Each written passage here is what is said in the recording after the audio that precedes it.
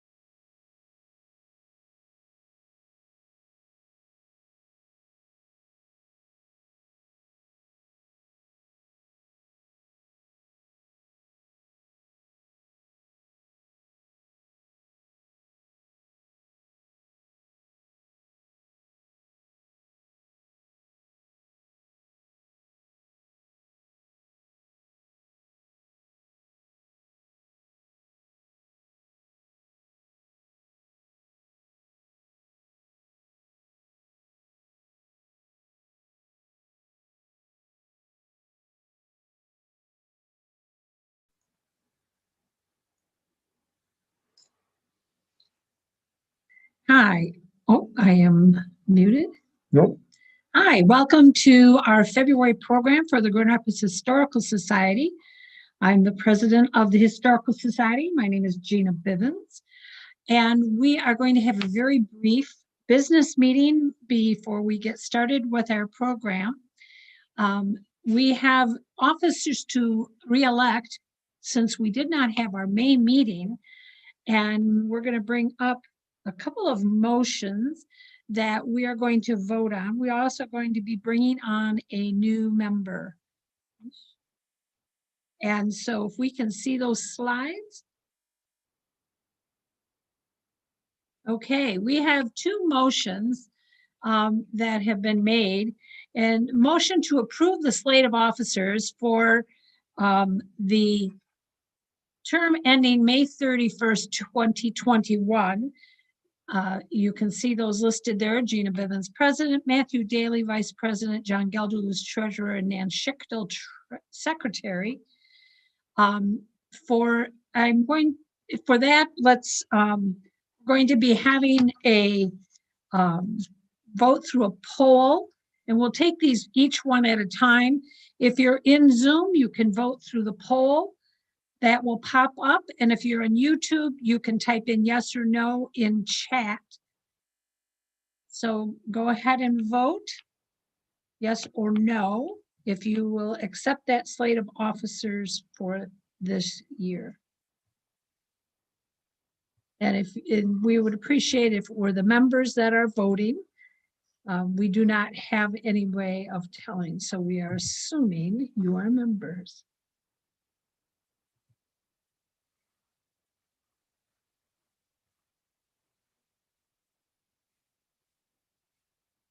Give it another 10 seconds.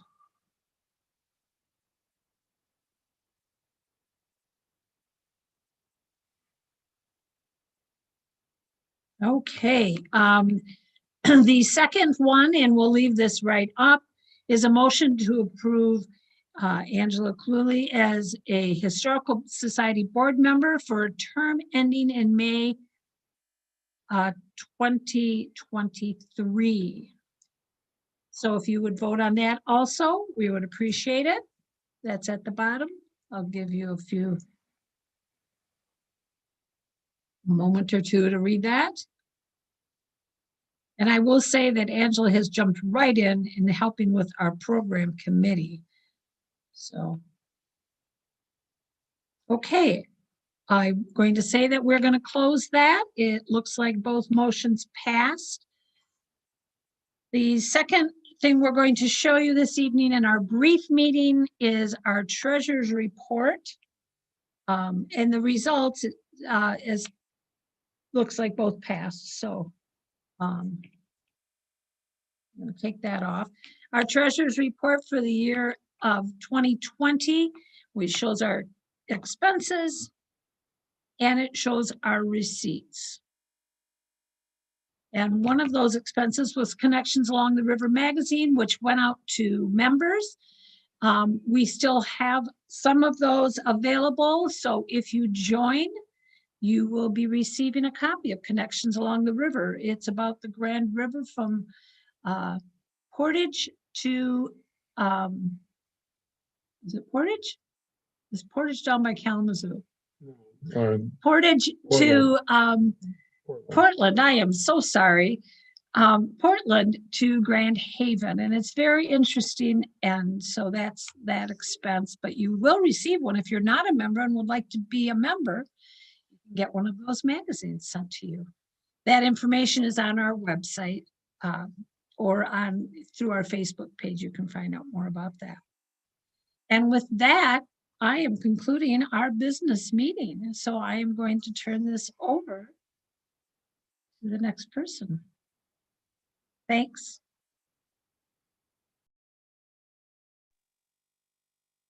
Thank you for hosting that, Gina. My name is Julie Taberer, and I'm with the Grand Rapids Public Library and a trustee with the Historical Society.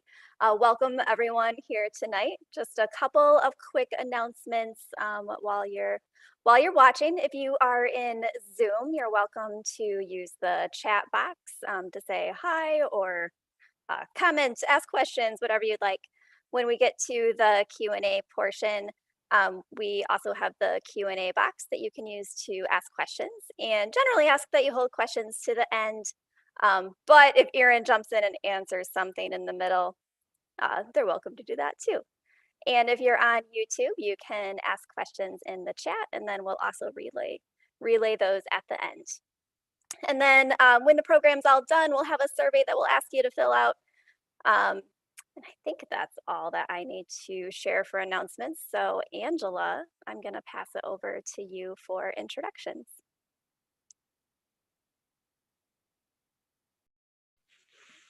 Hey everyone, my name's Angela. Welcome. I'm a time traveler from 2019, kind of not, but it's been quite a year and I'm glad you're here. So 2020 is why this virtual program is even possible. Grand Rapids Crime Tours was born out of COVID as a way to continue to pay actors and improvisers when many had lost their features and their paid gigs. So the founders, Aaron and Jenna Becca Pope, saw a need and they took action. Utilizing their creativity and drive to connect community, Grand Rapids Crime Tours emerged. It's a live, socially distanced tour of various parts of Grand Rapids, which connects community to history and businesses as well, to get us all kind of out of the house, which has been difficult lately, and supporting our lovely city. So for today's tour, we will be venturing in our time machine. Imagine there's a time machine behind me, to historical crimes way before 2020. So with a virtual flair, as right now, we're kind of virtual at the moment, so that you can enjoy from the warmth of your own home and join us in our time machine safely. So sit, lay, do a handstand, we really won't know, and grab some snacks, popcorn, tapatio, hot sauce. It's going to be a virtually historic ride. The Grand Rapids Historical Society presents Grand Rapids Crime Tours with your host, Aaron Becca Pope. Hi, everybody. Thank you so much. Thank you, Angela, from the past. Next year, you'll have no idea what's coming to you.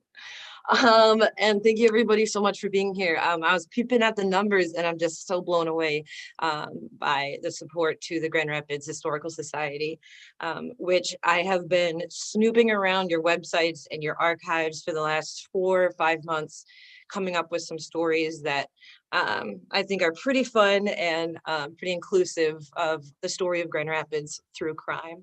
So thank you for all of you who have written these stories in your own ways, who have documented your family's stories, who've taken snippets of newspapers. It has meant the world to this company. So I'm going to go ahead and just jump right into what our tours would be. Usually we'll do a 2-hour long tour around the downtown area. We're going to condense that into a good 45-50 minute tour today.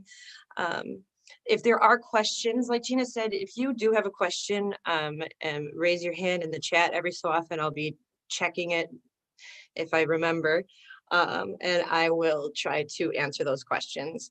I also am very grateful for any answers to my questions. I try to be a little bit more theatrical with these stories, but I do try to get the facts right. If I'm at all butchering a story, please let me know. I want to make sure that we're all set. I did see a shout out about Civic Theater, which is where I am right now. So I'm grateful for them for letting me be here. So hello as well. So I'd like to take this journey to way back into the very early 1800s, and where Grand Rapids is just that. It is a giant rapid of a river. I'm going to start sharing my screen here. I might go on and off. We'll see how my storytelling goes. Thank you for your patience. So the Grand River itself is quite a rapid river. Without all of the dams, it could be a class 3 white water rafting kind of river. So in the early 1800s, you would have heard this river from miles away, and you could have seen it from where I'm standing here at the Civic Theater through the trees. This isn't a picture of the Grand River, but I did want to illustrate the type of rapids that our river would have looked like. We also had 2 big islands in the middle of our river near downtown right now. And the river was speckled up and down with a lot of native indigenous tribes of the Grand River. These tribes were known as the Anishinaabe, and they were known as the original people, also known as the 3 Fires. There was the Ojibwe, the Potawatomi, and the Ottawa and Native Americans who came together to create this 3 tribes, the 3 Fire tribe. They were great agriculturists. They were great hunters. On the west side, it would have been pretty boggy, but then a lot of other types of crops and things. So really ideal, beautiful place.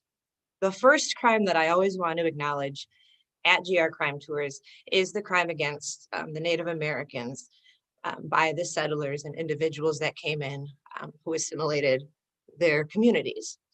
So the Treaty of Chicago in 1821 was very detrimental to losing the land. And then the Indian Removal Act a decade later brought a lot of families to the Trail of Tears from right here in this land. So of course, I want to acknowledge the first crime.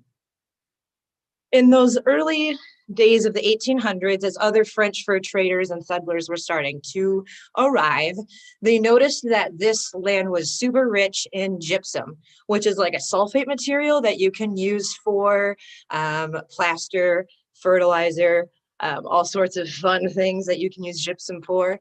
In fact, Plaster Creek, that's all sorts of gypsums up there. They used to have a lot of gypsum mines, which are closed now, but I think Founders still uses them for a lot of their barrels. So you might have a little taste of sulfur in some of those really good barrel-aged ales. So these gypsum mines made Grand Rapids a little bit more of a city. A lot more buildings started to be built, including the first jail. And with the first jail comes the first jail escape. So this is a picture of a little bit of the settling of Grand Rapids in the very mid 1800s. And here's our first official jail. So in the front of the jail lived Sheriff Lyman Kinney, and in the back of the jail lived two individuals. They were housed two criminals by the name of Lorenzo Payne and Joseph Morrison. So at the time, the sheriff did sleep in the front of the jail, and these individuals slept in the back. Joseph Morrison was in jail because he had stolen a chicken for his pregnant wife and him to eat. Too bad.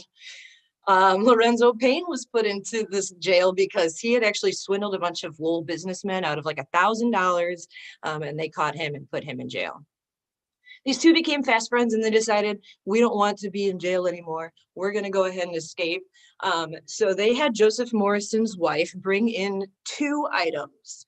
Those two items were a piece of chicken wire, steel chicken wire, and a pair of gloves. So the pair of gloves and the chicken wire are going to help them escape the jail. How? The jail bars are made out of iron, and the steel is no match for that iron. It just can go right through it. But they have to wear these gloves to make sure that they don't cut their hands. They saw a way, and they saw a way, and they saw a way, and eventually they're able to get through these actual iron bars with this steel wire. They run down the hall. They have to do a few more maneuvers to escape, and they literally tie up some bed sheets to make a rope like you would see in the old-timey movies. They throw this rope down the second story of the jail. They climb down. First, it's Joseph Morrison. Then Lorenzo Payne goes to throw all of his lively belongings down. He goes halfway down the ladder, the rope ladder. He looks down for his friend to catch him. Joseph Morrison's not there. Joseph Morrison took all of Lorenzo's things and ran. Needless to say, Lorenzo was found pretty quickly. Joseph Morrison took a little bit more time to find, but Sheriff Kinney found a tip that he was in Indiana. Sheriff Kinney brought Joseph Morrison back to this jail for a second time. By this time, Joseph's got maybe a newborn, maybe his wife is just about to have a baby. Either way, he is not ready to be in jail. So he escapes for a second time. That's right. During mealtime, a guard brings in his meal. Joseph simply pushes past the guard and runs out of the jail. He sees the guard behind him, and he starts running towards the railroad tracks. He's seeing a train come toward him, and seeing the guard behind him, he thinks, I'm going to put this train between me and the guard. He runs, he makes a jump for it. He gets just about past the tracks until, except the train actually hits his foot, kind of pulverizing it, causing him to go down. He's crawling for his life, or for his foot, I suppose, until the train passes. We're waiting here like the guard is waiting. The train passes, the guard walks up to Joseph Morrison, and they send him to a state penitentiary where I don't believe he escapes again. So that was the first jail escape of Grand Rapids. And it was all due to a poor chicken farmer. So if you find yourself super, super hungry, just maybe ask a neighbor. Don't take their chickens. I hope you're having fun. If you're following along, I'm going to check the chats real quick after our first and second story. Perhaps. Stop the share. Hi, it's me. Cool, great. All right. Any questions? Just some cool acknowledgements. Awesome. It's really good to get to know you guys. Where was the jail? Okay, so this is a great question. I heard tell that the first jail was built on one of our islands. And then that second jail was brought right to the bank of the island. So if somebody knows that for sure, let me know, because I believe it was built on, one of them was built on the island. All right, next story. I'm very excited. We're going to kind of move chronologically if you haven't noticed yet. I'll share my screen again and keep the momentum going.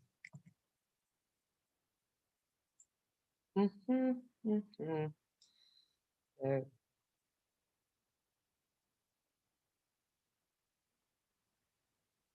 Okay. So this one is a little bit crass, and by crass I mean 1890s standards. So we've moved from gypsum into now our logging industry. So we've found that instead of this plaster, trees are actually our new gold.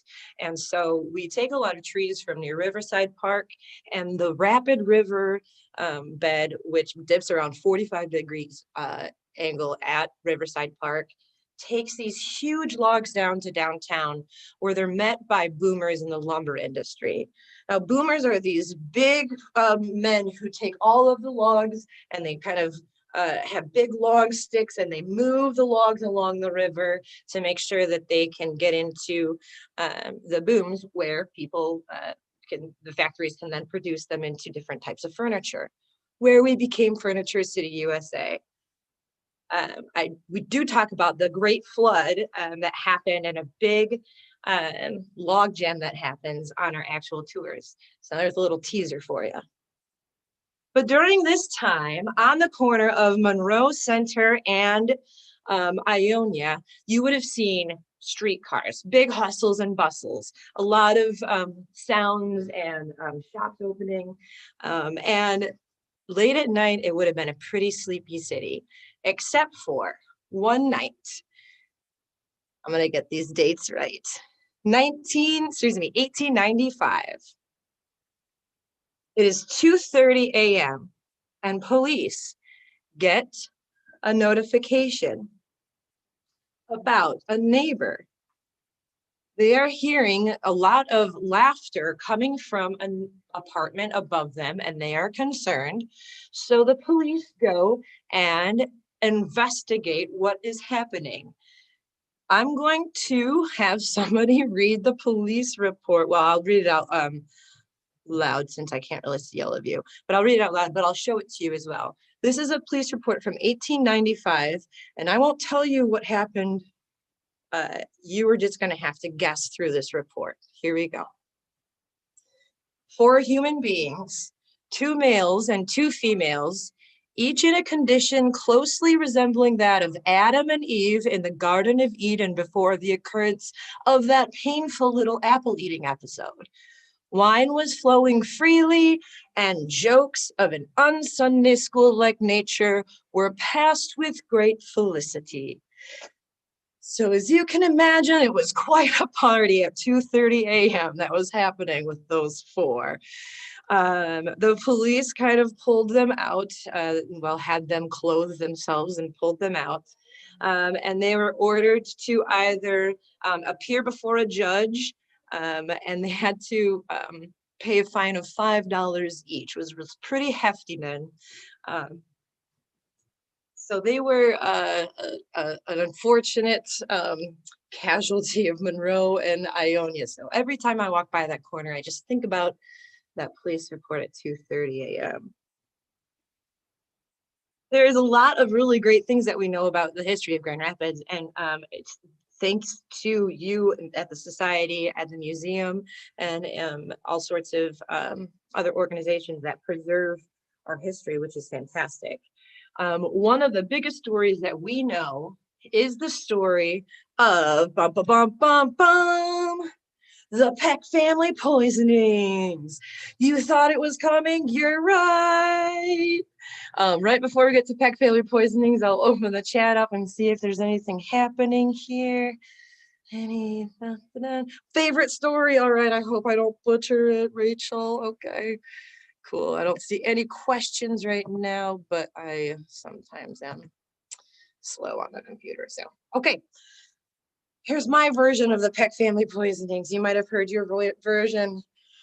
We'll see what happens here. All right. So we have a very, very, very successful individual, John Peck, individual kind of crossing his arms. In the picture, behind the guy crossing his arms, hair kind of parted in the middle, looking great, looking rich. He was born, I want to make sure I get this right. He was born in 1844 in New York City, but he moved here to Grand Rapids, and he started a very successful pharmacy, which still exists. I can pretty much see it from where I'm at the Civic Theater. They now call it Mo Dive. It's that big triangular white building. That was the Peck Pharmacy. And so he was very, very successful and put a lot of money into lumber and all sorts of stocks in the days, and became incredibly successful.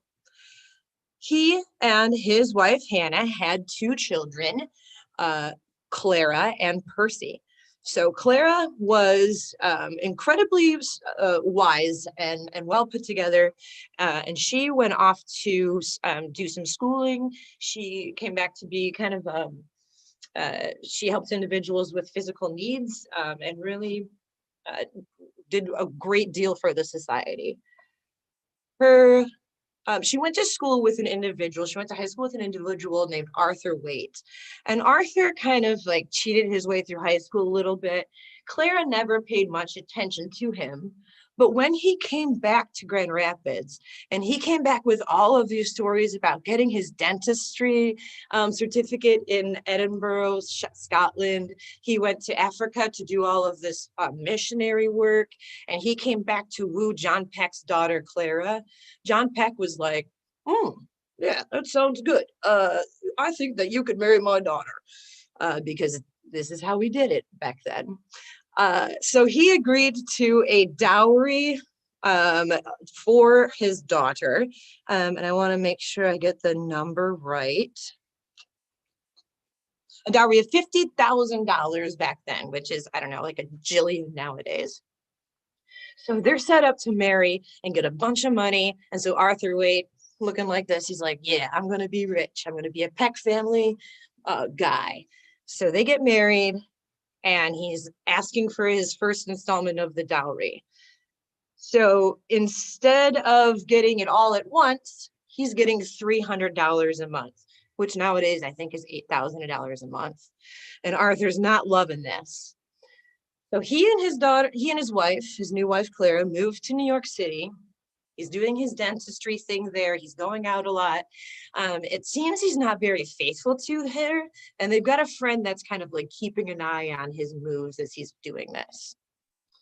John and Hannah Peck are missing their daughter and new son-in-law. So they decide, let's go to New York City and let's go visit them. So they go to New York City and they're living the New York life, and they're at his apartment and they're having fun. And then Hannah all of a sudden just keels over and dies.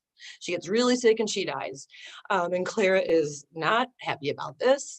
And Arthur is, just standing like this. And within a few days, John starts to display the same symptoms, this pharmacist, and he also passes away as well. This is wild for Clara to understand. This is hard for her to get her head around. She's super upset. So they send the bodies back to Grand Rapids so that they can do the funeral arrangements. Meanwhile, son Percy's back in Grand Rapids, and he gets a telegram. And the telegram says, suspicions aroused, stop. Like in Sound of Music, how they do stop. Okay. Suspicions aroused, stop. Demand autopsy, stop. Keep telegram secret, stop.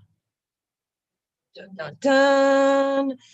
A mystery friend, this mystery friend of theirs who had been watching this, a lot of these affairs go down, had sent Percy this telegram to say, get your parents' autopsy done. Something is wrong. Something's definitely not right. So Percy gets the parents' autopsy done. And guess what?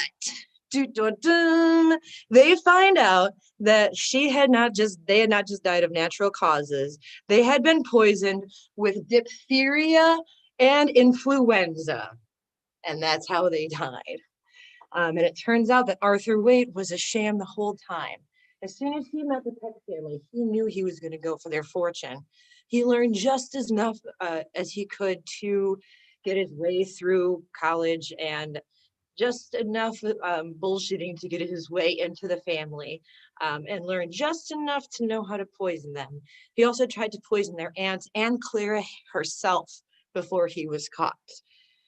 But he was caught, Even though he pled not guilty, he was found guilty. In 1917, he was electrocuted with 2,000 volts at Sing Sing prison, and his last words were, quote, "Is this all there is to it?" But that is the story of the Peck family poisonings, and that building still exists, and the Peck family still has a lot of their name all over Grand Rapids. They were a very good family, and it was very tragic what happened to them. But I'm glad that there was justice that was served. The Peck house was just listed for sale. It looks like, oh my gosh. Okay, we're gonna have to do a seance there together. This is not the Grand Rapids Seance Society, but it could be. All right. I'm gonna check how we're doing with time. Your friend wrote the book Poisoning the Pecks. I have been using that book as a help, a guideline for a lot of these stories. So thank your friend Tobin. It is a pleasure to know that you are Tobin's friend. All right, I think we're pretty good with with time. We're gonna go through a couple more stories, unless we have any more questions, thoughts about the Peck family. Fantastic. All right, this is like the best class I've had. It's so very quiet compared to the middle school class I just taught. We're moving along in our timeline. We've passed through into the 19th century, sorry, the 20th century. So congratulations, you've made it. Check yourselves, make sure you're okay. And we are going to meet an individual who came over from Sicily when he was a young lad. So we're going to talk a little bit about the 1920s in Grand Rapids. I know when you think 1920s, you think Prohibition, you think a lot of, bootleggers and speakeasies and things. And while Grand Rapids has their share of that, we pale in comparison to Detroit and their connections with Canada during that time. So we also just kept brewing underground, and that was just something that we did. That's a lot of where our home brewers got their start. But there was something fishy that did happen in the 1920s. So just before that, a young boy named Giovanni Battista Russo came through Grand Rapids at the ripe age of 15 from Sicily to work at his uncle's gas and light company. He made enough money to start a marketplace on South Division and named it GB Russo's. Raise your hand if you have ever been to GB Russo's and had any of their fantastic stuff. Yes. So GB Russo was pretty well known in the South Division community as well. He started a club called the Roma Club, which was a black jazz club in the time. He sold some wine out of the back of his place. Just a really good, authentic guy. However, he did seem to have some sort of target on his back, because in the 1920s, 1914, not yet 1920s, the Russo's family nanny was out with their daughter Josephine, and GB Russo was not around at the time. There was a group called the Black Hand Gang that wanted to extort Russo by kidnapping his daughter and extorting them for, I think, $8,000 or so. They went to go to get Russo's daughter. They saw the nanny outside with her. They thought this is the perfect time. The kidnappers went to go get the baby. The nanny warded off the kidnappers, and they failed. The nanny saved the day, but GB Russo was so spooked, he did send a few of his kids back to Sicily to live for a few years until they came back to run the store. Unfortunately, Russo's is one of the many local businesses that succumbed to the pandemic. So if you ever are out grocery shopping, always think about supporting local, because these shops need you, especially right now. A little bit of fact about GB Russo's and the attempted kidnapping, but that nanny warded him right off. All right, we've moved into the 1940s, but let me see if there's some chance. How many kids? Oh, the Russos, I'm not quite sure how many kids they had. 2, 3, 4. I can't answer that positively. I just know that there was one baby, and I know they had at least 2 children. All right, we've moved into the 1940s. Just a couple more stories left. This one is a national headline newsmaker. It's the story of the Lonely Hearts Killers. So not much is known about Delphine, shown here with her daughter Rayanne. Delphine Downing, she was married in the 1940s. She lived outside of Grand Rapids city limits.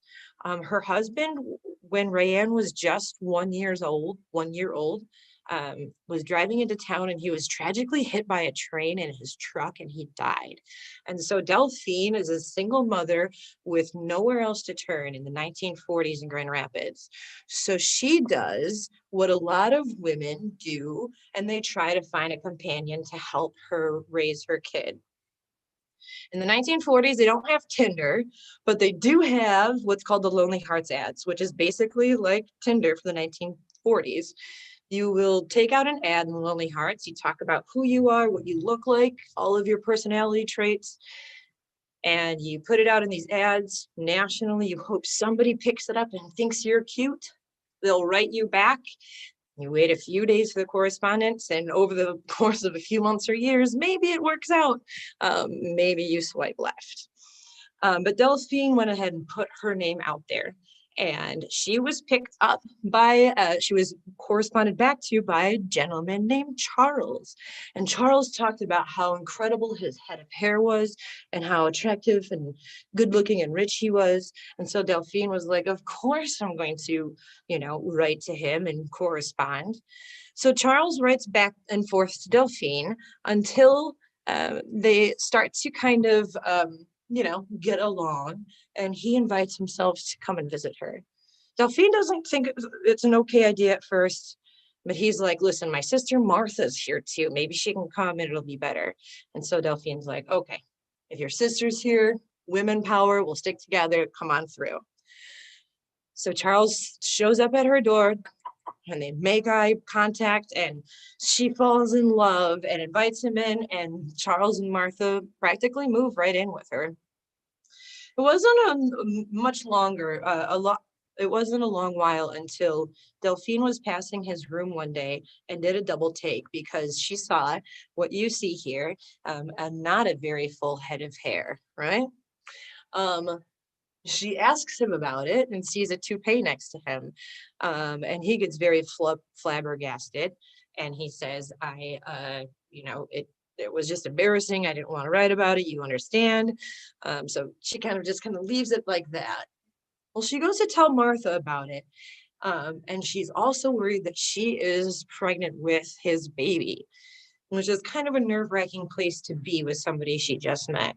So Martha says, I will take care of everything for you. Just get a good night's sleep. It'll be okay. That night, Charles covers Delphine with a pillow and shoots her point blank in her bed, killing her. The neighbors aren't hearing from Delphine for a long time, so they send police to go check on her. The police go check on her. As they get there, they notice that there's a lot of moving boxes and Charles and Martha, but there's no sign of Delphine or her daughter. So they immediately start to look around the house. Unfortunately, find in the basement some wet cement where they find both the bodies of Delphine and Raynell. They were excavated and moved back to Pennsylvania. Raynell was buried in Delphine's arms, and they lived together forever. And the 2 Lonely Hearts Killers, these were the last 2 victims that they killed, hurrah, before they were caught. When they were caught, they were thought to have killed upwards of 20 women between the 2 of them or together through these ads. They ended up not being brother and sister, but lovers who would take out these Lonely Heart ads to these unsuspecting women and would try to rob them of all of their money, while then they would leave them. If the women found out, they would unfortunately be killed by one or both of them. The Lonely Hearts Killers were also killed in Sing Sing prison. They were both electrocuted, and their story was made into the 1969 film, The Honeymoon Killers. as a heads up. One time on a tour, I said it was made into a film called The Honeymooners, which is not that story. I had to be corrected on that one. I would watch a Honeymooners, it's a lighter one. I've got one more story of the night, I believe, just for the sake of time. I will check the chat though real quick to make sure that I'm not missing anything. There we go. Oh, someone has the address. Fantastic. Tobin has a book on this. Okay, you need to hook me up with Tobin, Diana. Tobin has a book on this too, it seems, in the chat, which is amazing. Oh, there's also a 2006 film with John Travolta and James Gandolfi. I can't see Gandolfini. I'm the worst. Called Lonely Hearts, based on this story. Very good. Okay. These are very helpful tips. Thank you. All right. During our crime tours, I want to make sure that we're always respecting the victims and it's not glorifying a crime, that we're talking kind of candidly about the victims as well. And certainly saying that Delphine did not deserve any of this. She was trying to make a life for herself. We are all trying to make a life for ourselves. Our last story of the night takes place in all across the board in Grand Rapids history. So the woman that you see right in the middle there is Anna Sutherland Bissell, who is actually the first CEO in the United States. Yay! She took over the Bissell estate after her husband passed away in 1889. And she was incredible. She made the whole thing go, even better than what her husband did. Boss ladies unite indeed. So she took over the corporation and was very much a philanthropist. You'll still see the Bissell name all over the place, including maybe in your hall closet. Her great grandson, however, Silas, was just great grandson, got into a little bit of trouble in the 1960s. So Silas Bissell was son to a professor and an activist, and he grew up in Grand Rapids, but he really didn't want anything to do with the company because he had this artist kind of family and they were very progressive. So he moved to Ann Arbor area where he was an English professor at U of M and Wayne State until he left. And he and his wife moved out to a place on the east side, a little place called Seattle, to join a group called the Weatherman Underground Organization. So Weatherman Underground Organization is this group in the 1960s who systematically tried to plant bombs in empty buildings to take down the literal system, but try not to harm people. So these two were commissioned by the Weatherman Underground group to create a homemade bomb and put it at the University of Washington's ROC building. So they made this bomb and they put it on the steps of the building and they ran away and hid and the bomb didn't go off. And so they were immediately caught. While awaiting trial, they divorced. Aw, too bad. But Silas decided that he was not going to face his judgment. He was going to go on the run. He changed his name to Terrence Peter Jackson. Could have chosen a cooler name, Silas, but his name's Silas. So changed his name to Terrence Peter Jackson, and he made a new life for himself as a nurse's aide. He earned his bachelor degree in biology, and he earned his master's in physical therapy. He was also like a philanthropist in his community, all while on the run. For 19 years, he ran from the FBI until he was caught in 1989, and he was arrested in Oregon by the FBI. He only served 18 months in jail, and in that time, he only served 18 months because of all of the good things that he had done while on the run. They were like, well, you might have tried to bomb a building, but you also saved some people in your life. So 18 months it is. While he was there, it's seemingly he met his high school sweetheart, and they fell in love and got married. So I do want to say that not every crime pays, but this one did, and some do. But I want to make sure that I encourage you not to do crimes. If you see a crime, say something. And thank you so much for joining me on the crime tours. I'm going to exit my share screen and do some questions and answers and things in the chat. Thank you. I know Bissell drama. I wonder if that comes up in Thanksgiving, like at the Bissell family table. Like, do you remember great uncle Silas and how he ran from the FBI? Drama. There's a Q&A question section. There's a chat section. Thank you for the kind things that you're saying. That's very nice to read as well.